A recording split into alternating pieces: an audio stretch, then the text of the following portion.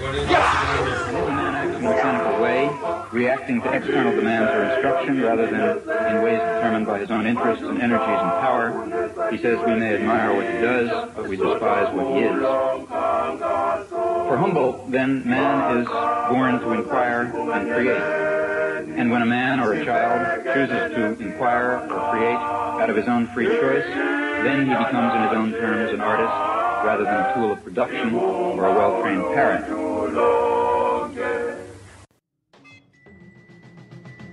Welcome to episode 0 of the Diet Soap Podcast. I'm Douglas Lane, the host of this podcast, and it is Thursday, December 30th, 2010. Hi, Ben. Hi. I asked you to come on to this episode of Diet Soap. This is going to be episode 0. Why is it episode 0? You know, I had some technical issues with the computer. Yeah, I know. So there hasn't been a Diet Soap podcast in about a month. And I thought that this was a good opportunity to make a special episode of the podcast. Maybe an introductory episode of the podcast. All right, so I thought I'd make this episode to introduce people to the Diet Soap podcast and to let people know who have been listening for a while what the new direction of Diet Soap is going to be. You're changing the direction? A little bit. In fact, I wanted... hope we don't lose listeners. Yeah. I wanted you to be on the podcast specifically because I was planning on changing directions. You know, I'm going to be doing more podcasts about philosophy. And whenever I do podcasts about philosophy, who ends up on the show? Me. That's right. So because you like me to be able to explain the really complicated things to them? Because I'm just so good at that? That's right. That's right. When you have a child genius, like I do, you use him, you exploit him as often as you can. Okay, so that means I'm going to be on the show more. That means you'll be on the show more. When you think of philosophy, what do you think of? Socrates and Plato and that thing where it's impossible to move. Zeno's paradox? Yeah. Well, the reason I want to be more philosophical in the podcast is because, and it's not like this is a new development, it's been happening over the last year, but the reason I wanted to be more focused and concentrated on philosophy is because I feel like by using these kind of tools of philosophy, this approach that's philosophical, you can question things that maybe you might take for granted if you were just doing a political podcast. Right. So you can ask more basic questions. So I hope that I can do that and still be interesting. The other thing about the Diet Soap podcast I want to mention to people who are just tuning in is, well, first of all, it's going to be left-wing. It's going to be an interview podcast. That's something that probably no one would know who'd never listened to it before and are just listening to us banter. I do interviews with writers and artists and philosophers and college professors and economists and journalists every week. Wait, are you doing an interview this week for episode 0? I'm not. Oh. This week for episode 0, though, is the other part. I'm a writer. Yeah. And so I've written essays for Diet Soap, and sometimes this... Are you reading out of that nonfiction book? Yeah, I'm reading essays from the nonfiction book I'm writing, the Pick Your Battle book, which listeners to this podcast help me fund. Yes. And that's going to be coming out next year, early next year, probably in late January. So this episode of the 0 episode here will feature an essay that I've written that's going to be also a sound collage, which I like to make, about Mr. Rogers and ideology. You know who Mr. Rogers is? Yes, I know who Mr. Rogers is. Do you know what ideology is? It's often equated with false consciousness. A fictional way of looking at the world, a wrong-headed way of looking at the world. But I've been reading this guy, Althusser, and he was saying that we can never have the right way of looking at the world. Everything is ideological. There are always just competing fictions about the world. That doesn't mean that all ways of looking at the world are equally good. It just means that none of them are actually correct. Right. They might be more or less correct, but none of them are the thing itself. Like that cliche, the map is not the territory. I haven't heard that, but I like that cliche. You are always only dealing with maps, and you can never have a direct perception of the territory, but that doesn't mean that one map is not better than another. So this week I'll be looking at Mr. Rogers. In this essay, stop yawning. Just an intro. You're not supposed to yawn during the intro. My yawning drives you crazy. It does. In this essay about Mr. Rogers, I'll be looking at how Mr. Rogers pushes or acts out an ideology. He has his own map of the world that he's presenting. What, make-believe land, or what do they call it with the puppets? The neighborhood of make-believe? Yeah. That's part of it, sure. Just maybe we could just go right into the ideology of Mr. Rogers now, and you can find out more in episode 0 of Diet Soap.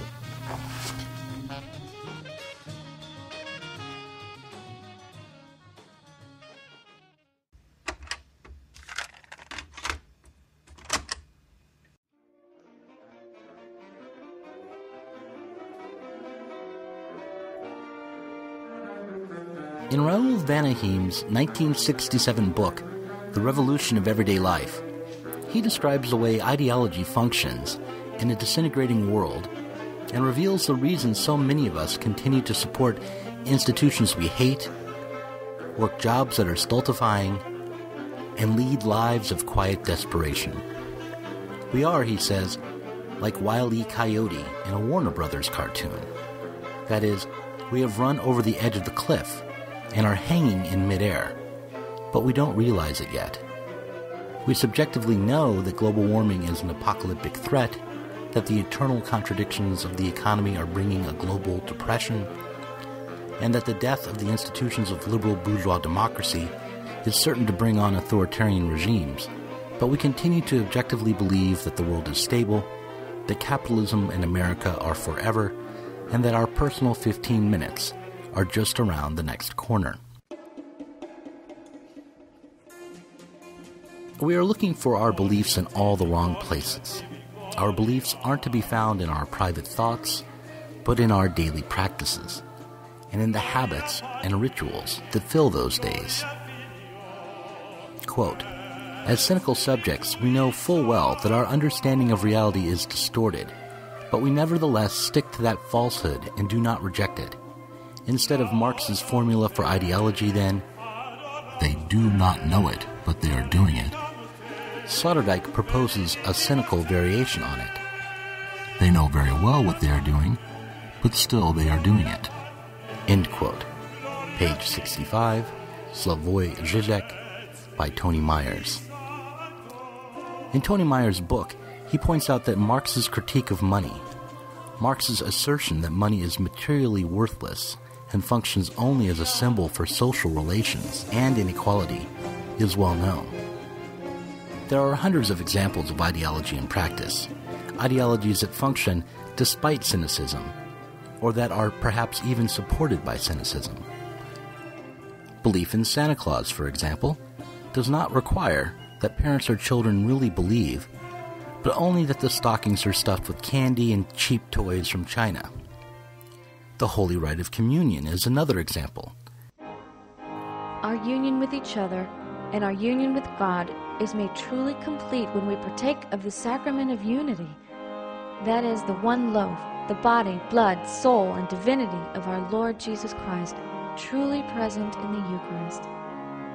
Jesus told his disciples, I am the living bread come down from heaven. Whoever eats this bread will live forever, and the bread that I will give is my flesh for the life of the world. The participant in this ritual is not required to experience the bread and wine on offer as literally transformed into the body and blood of Christ. Rather, it is the act of consuming the wafer that is the act of transubstantiation. If one were to actually experience the wafer as a slab of human flesh, this would amount to experiencing a delusion, and perhaps, from a religious perspective, it would be evidence of demonic possession.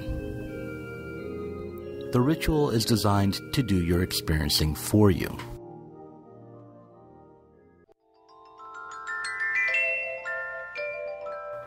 Another example of ideology in action would be viewing a children's program such as Mr. Rogers' Neighborhood.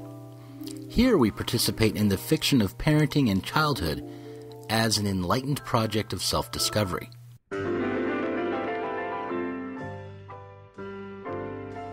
And while we watch the reruns from Rogers' Neighborhood, we may experience the program as an empty charade from a soft-spoken, if not somewhat fruity representative of public television. The program itself is chock full of rituals. Mr. Rogers removes his jacket and leather shoes and replaces these items with a zip-up sweater and a pair of comfy tennis shoes. Mr. Rogers feeds his fish. He visits picture-picture and sends his model trolley through the fourth wall and into the neighborhood of make-believe. In order to fully appreciate the ideological function of this program, it's helpful to remember that Mr. Rogers was both a psychologist and a Presbyterian minister. He was not an innocent or naive creator of unconscious ideologies, but constructed his message with intention. Won't you please won't you be my neighbor? Hi, television neighbor. I'm glad we're together again. The program did not reflect the dominant values of television, but instead worked to subvert those values and offer another set of values to be acted out in a new neighborhood.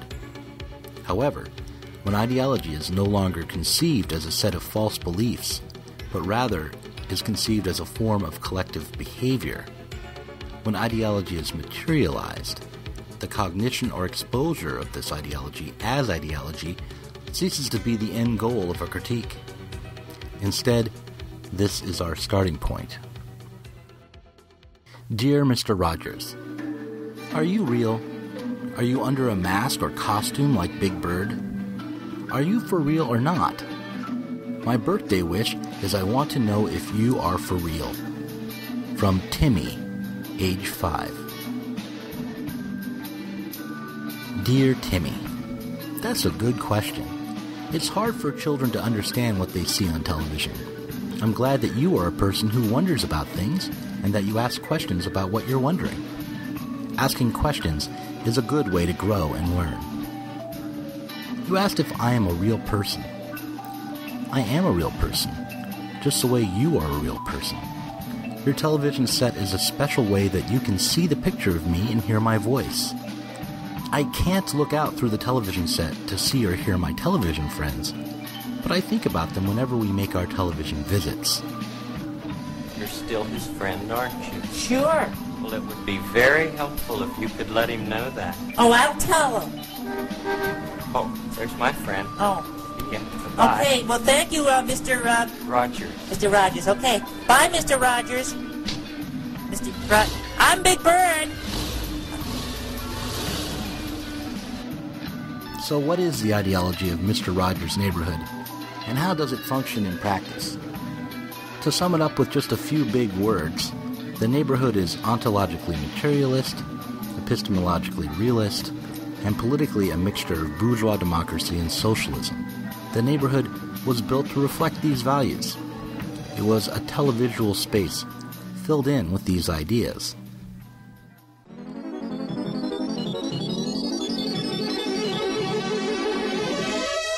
See the models here of the neighborhood of make-believe?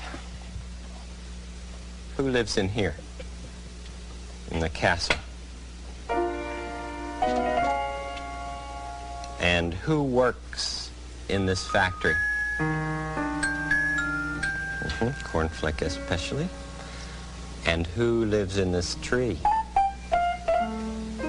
Henrietta and X the owl. Do you remember what happened to Bob Dog yesterday when he was climbing up at this tree? Climbing up on a ladder to get a ball up here at X's tree. Mr. Rogers was first and foremost an advocate for children's educational television. A psychologist and a minister, Mr. Rogers did not envision childhood as an Eden, but as a state of extreme vulnerability and inner conflict. Children, from Fred Rogers' way of thinking, are creatures born too soon. Small and defenseless, they arrive with drives, impulses, and predilections that too often overwhelm them. Far from needing protection from the adult world, children require emotional and intellectual instruction from adults. They need our help to learn the difference between thoughts and objects, the difference between right and wrong. Mr. Rogers saw childhood through a Freudian lens, and the lessons he broadcast to his television neighbors were always aimed at helping children to discover ways to sublimate their libidinal impulses, to manage their fears, and to develop a domesticated imaginal realm. He aimed to teach children how to safely express their emotions through music. He looked upon playtime as a space wherein children do the work of growing up, and he was always quick to point out that open communication, especially between adults and children, was essential. Could I tell you the words of one of the songs which I feel is very important? Yes. This has to do with that good feeling of control, which I feel that children need to know is there. And it starts out, what do you do with the mad that you feel? And that first line came straight from a child. I work with children, doing puppets in very personal communication with small groups.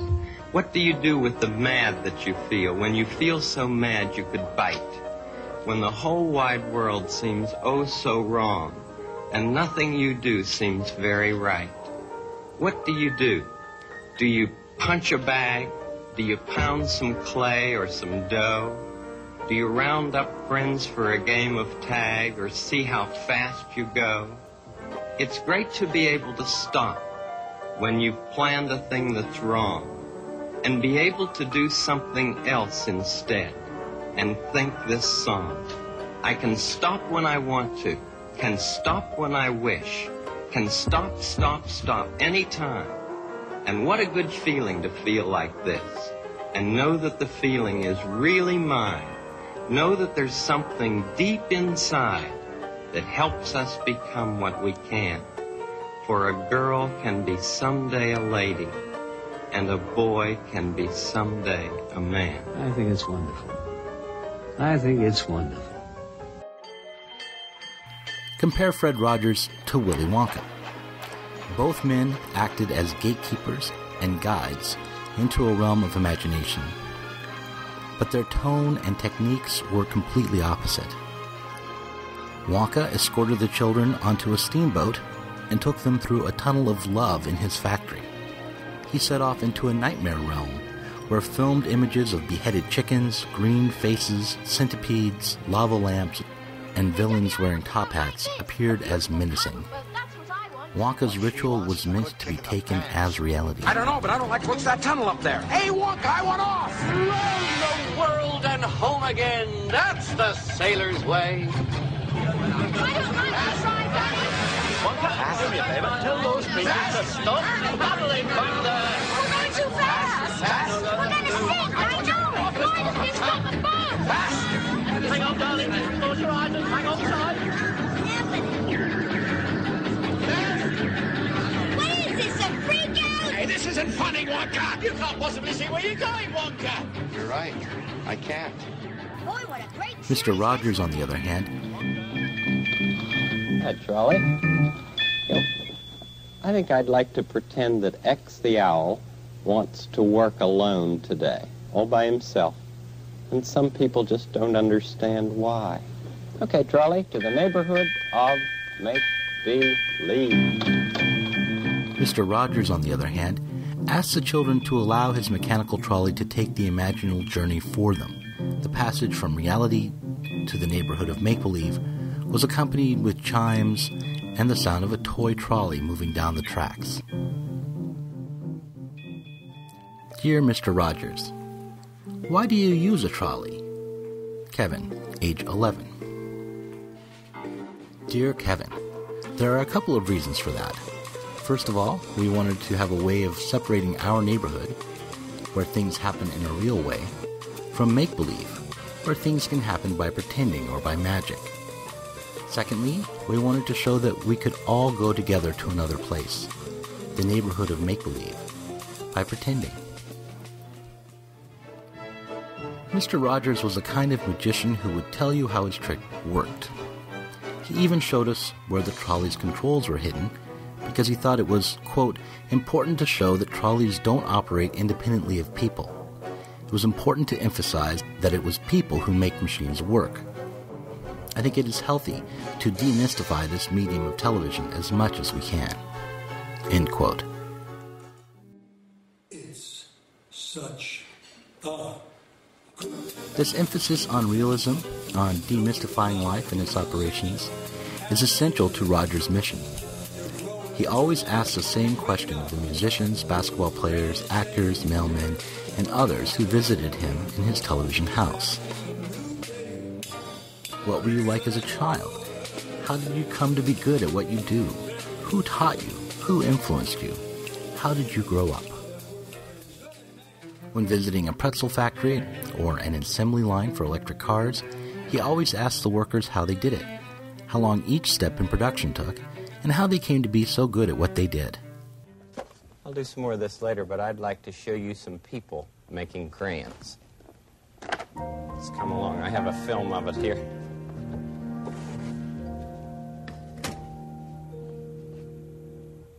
Rogers' motto was this: people do things. Pretzels and violins and Twinkies don't come into the world on their own accord. For Mr. Rogers, people are special individually. They aren't to be treated as means, but as ends. And people make things. People are the only agents of production in Rogers' universe. And then after that, people put in the pigment, which is like colored flour. This pigment is yellow, so it's helping to make yellow crayons.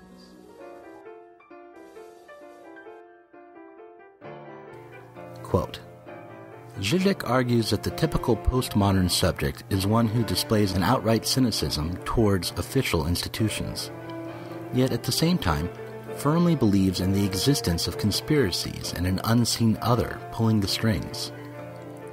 This apparently contradictory coupling of cynicism and belief is strictly correlative to the demise of the big other. You therefore display cynicism and belief in equal measures. Page 57, Slavoj Žižek, by Tony Myers.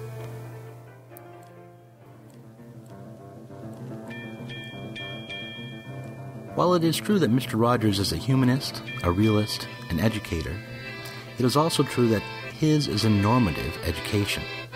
Mr. Rogers believes in people and teaches that people are the ones who do things, but in Rogers' neighborhood, there are no divisions between people. No capitalists and workers, no rich and poor.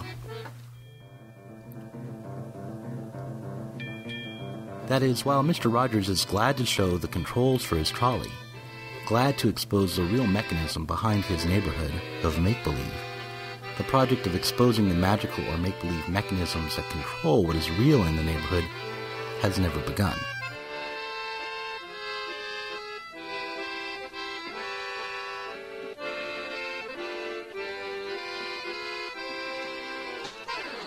Are you ready for the parade, Prince Tuesday? Oh, yes, Daddy. I can hardly wait. Very good. And you, Queen Sarah?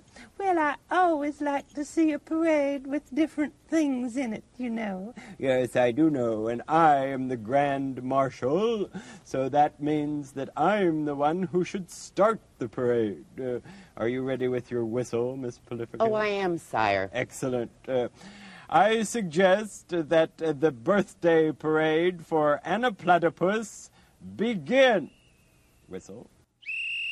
Consider, Mr. Rogers takes off his shoes and sports coat when he walks in his television house.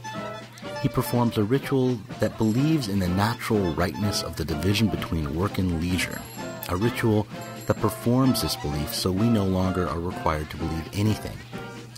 He talks to the factory worker and factory owner in the same manner. He is always decent and kind and respectful. And the puppet king in the neighborhood of make-believe is only a bumbling narcissist and not an enemy of democracy and liberty. Quote, how could one carry on the class struggle on the basis of this thesis? It is man who makes history. It might be said that this thesis is useful in fighting against a certain conception of history, history in submission to the decisions of a deity or to the ends of providence. But speaking seriously, That is no longer the problem. It might be said that this thesis serves everyone, without distinction, whether he be capitalist, a petty bourgeois, or a worker, because these are all men. But that is not true. It serves those whose interest it is to talk about man and not about masses, about man and not about classes and the class struggle. Page 97, Ideology, Althusser.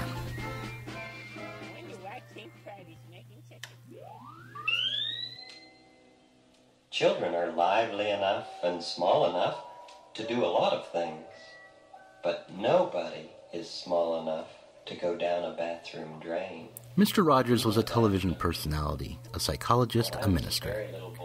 He spoke kindly and presented the best aspects of today's ruling ideology. After all, who isn't afraid of Santa Claus? And who isn't glad to know that one can't go down the drain or get flushed down the toilet? Who isn't relieved to hear that those machines aren't independent of us, that we humans are really in charge, despite appearances to the contrary? Mr. Rogers was a decent man, a good neighbor, but like much else in today's world of hidden ideologies, his message is only good for children. As adults, we must accept that Mr. Rogers needs to be detoured, derailed, or simply toppled.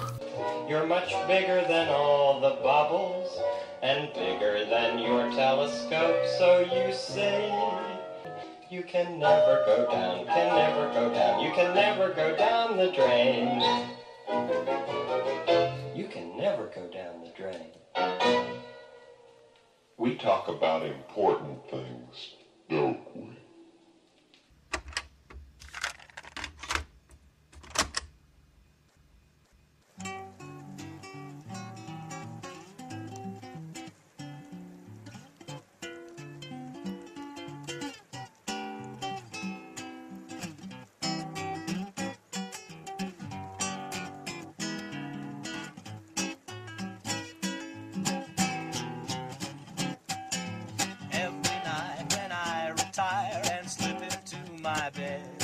I try to sleep, but it's so hard with footsteps in my head. All this pitter-patter will keep filling up my mind as long as you keep running round the world and leaving me behind. When I turn the lights on, all the footsteps fade away, and I never seem to notice them at all during the day. But in darkness I'll not sleep until the happy day I finally see. You see, so running through my head, and to see you running back to me.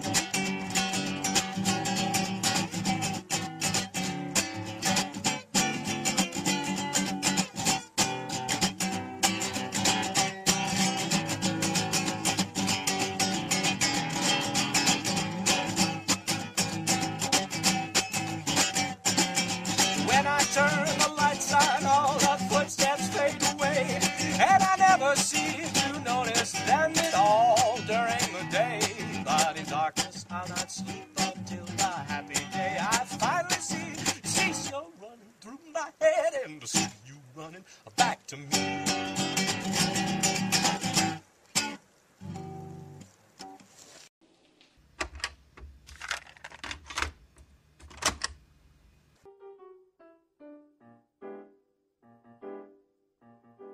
Well, that just about wraps up this week's episode of the Diet Soap Podcast. And I want to thank everyone for listening to the podcast and let you know that you can follow me on Twitter, find my Facebook page, call me on Skype, send me an email, join the Diet Soap Facebook community page, get a copy of an MRI of my brain delivered personally via telegraph, or just yell really loud if you want to. Also, I want to mention all the music that you heard this week. At the beginning of the podcast was the music of the Art Ensemble of Chicago. Then you heard the Looney Tunes theme, Bernstein's Mass Symphony, that was Gloria Tibby, improvisations on Doxology by the YouTube star Un Sung Hong, It's a Beautiful Day in the Neighborhood from Mr. Rogers' Neighborhood, The Sun Always Shines on TV I believe that's the dance mix version by Aha. Fred Rogers' Tree, Tree, Tree as performed by the York College Groove Ensemble. The logo theme of WGBH. The original theme from the television program Zoom, circa 1972. The song Pure Imagination from Willy Wonka and the Chocolate Factory. Mr. Rogers' Medley as performed by Joe Negri, who was Handyman Negri on the show. The theme from the movie Shadows and Fog. Joe Negri performing Mr. Rogers' Good Feeling. Yo-Yo Ma performing a Bach cello concerto for Mr. Rogers. The Trip to the Crayon Factory via Picture Picture. The theme from the motion picture Zizek. The trolley theme and Lady Elaine Fairchild's accordion solo.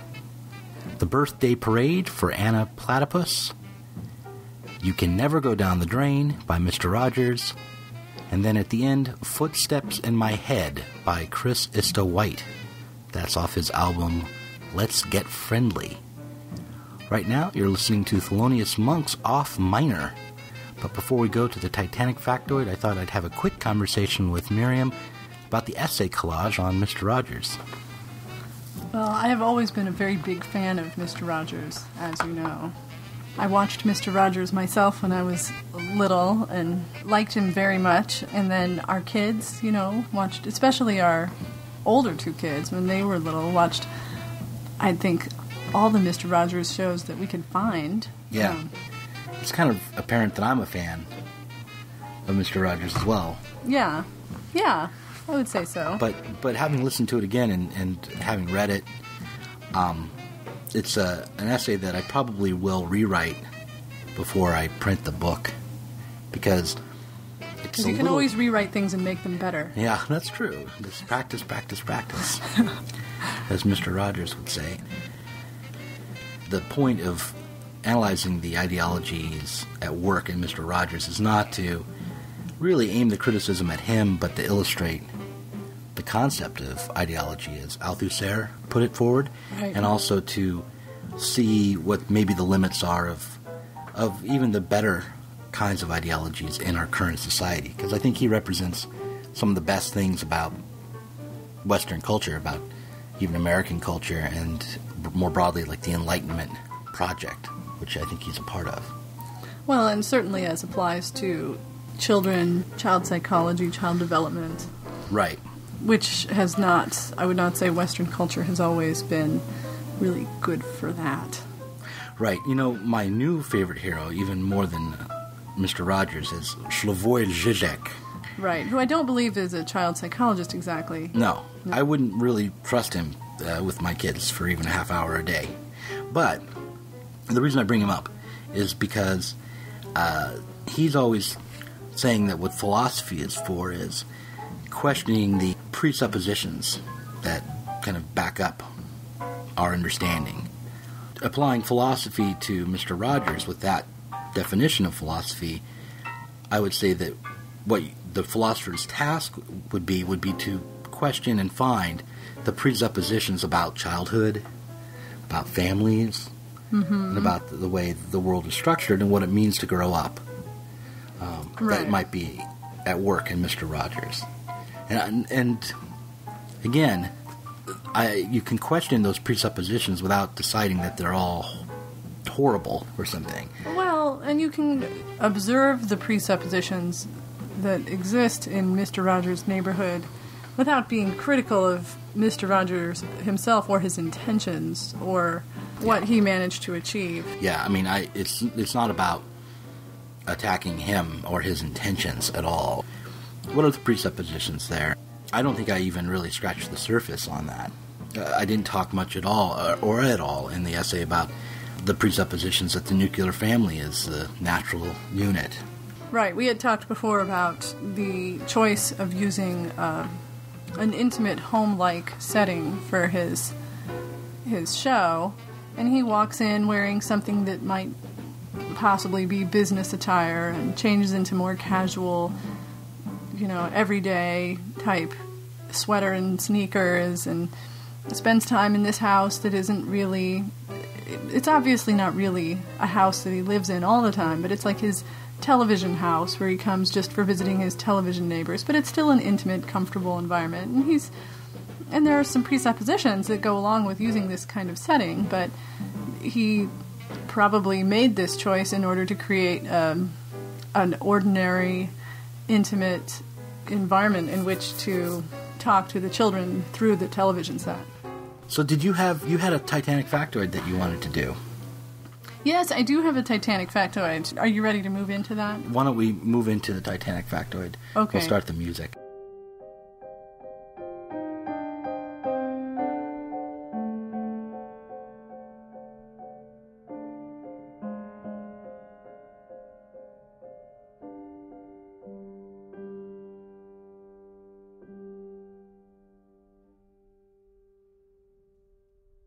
This week's Titanic factoid is basically, why do we do a Titanic factoid? Perhaps if you have just begun to listen or have not listened to the first couple, you may wonder, what is this all about?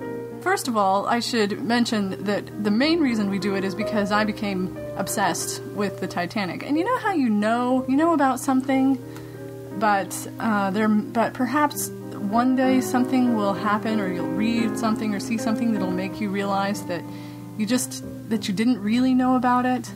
My interest in the Titanic actually came from a fairly trite source, and this would be reading about the Titanic with our children. Mm-hmm. There's this Magic Treehouse series of books by Mary Pope Osborne. They're written at about a second or third grade level about these two little kids who find this magic tree house and go to different times or places, and one of the places they go to is the Titanic when it was sinking. And through the process of reading that book, I don't really know how to describe it. Suddenly I realized that this was really, really fascinating, and I wanted to know more about it. Mm-hmm. So that's half of the story of why we do a Titanic factoid every week.